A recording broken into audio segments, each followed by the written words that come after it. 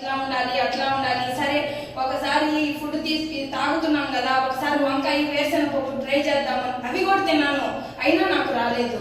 నేను హ్యాపీగా ఫీల్ అయ్యాను. ఇంకా సిటిజన్ టాబ్లెట్ దోలుకెళ్ళా 10 మామూలుగా మేము తినేది 11-10:30 అలా అయిపోద్ది. అట్లాంటి టైంలో నేను అసలు తినేదాన్ని కాదు. తినడం మళ్ళీ ఎందుకు ఇట్లా కానీ నేను మానేసి వీళ్ళందరికీ పెట్టేది. అట్లాగా మేము 10 కల్లా 9:30కి తినేస్తున్నారు వీళ్ళందరూ.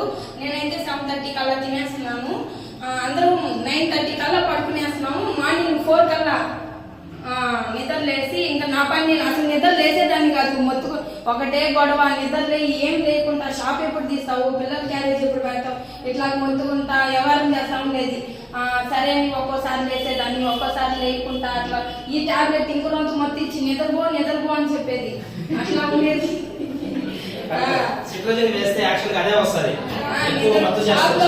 ఎవరన్నా వస్తే చిన్న డబ్బులు అక్కడ పెట్టేసి మొత్తం తీసుకొని నువ్వే అని చెప్పేది. అట్లాంటిది ఇప్పుడు నేనే లేసి నేనే ఇవ్వడం, నేనే 4 కల్లా నేను వేయడం.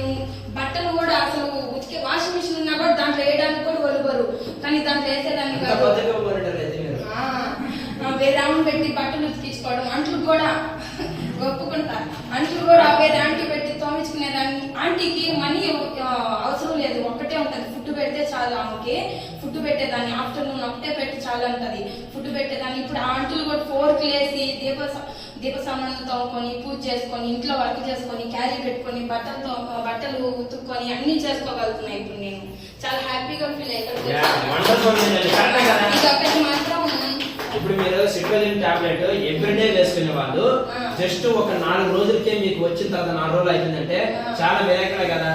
మేడం గారు చెప్పినట్టుగా మా ఊరు పక్కన ఆర్మాన్పడ గ్రామం ఉంది, అక్కడ